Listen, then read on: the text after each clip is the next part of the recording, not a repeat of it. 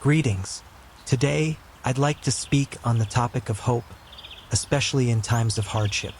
We all go through challenging seasons in life, whether it's a personal loss, a difficult relationship, a health crisis, or just feeling overwhelmed by the state of the world.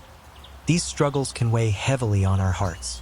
But in the midst of our suffering, God gives us a promise that we can hold on to.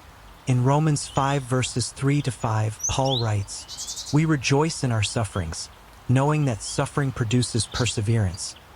Perseverance, character, and character, hope. And hope does not put us to shame, because God's love has been poured out into our hearts through the Holy Spirit, who has been given to us." These verses remind us that even our darkest moments can be used for growth. Suffering isn't meant to be the end of the story. It's a stepping stone to perseverance and to the transformation of our character.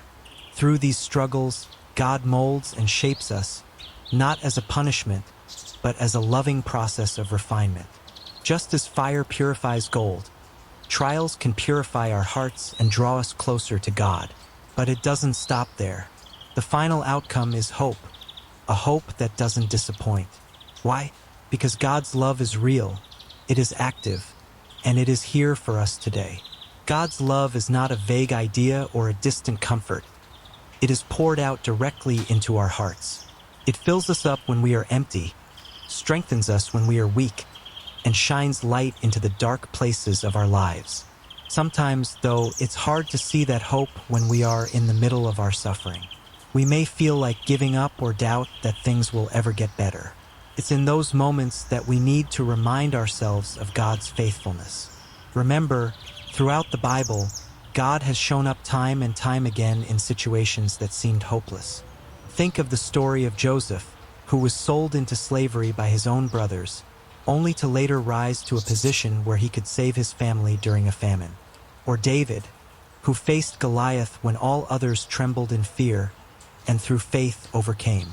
Even Jesus himself, who endured the cross, did so with a hope that looked beyond the suffering to the joy that was set before him. We too can embrace that hope. When we put our trust in God, we are not ignoring our problems or pretending they don't exist. We are inviting God to walk through them with us. We can face the challenges before us with a renewed perspective, knowing that our struggles are not in vain and that God can bring good even out of the darkest of circumstances. So, whatever you are facing today, don't give up. Know that God sees you, He knows what you're going through, and He is with you.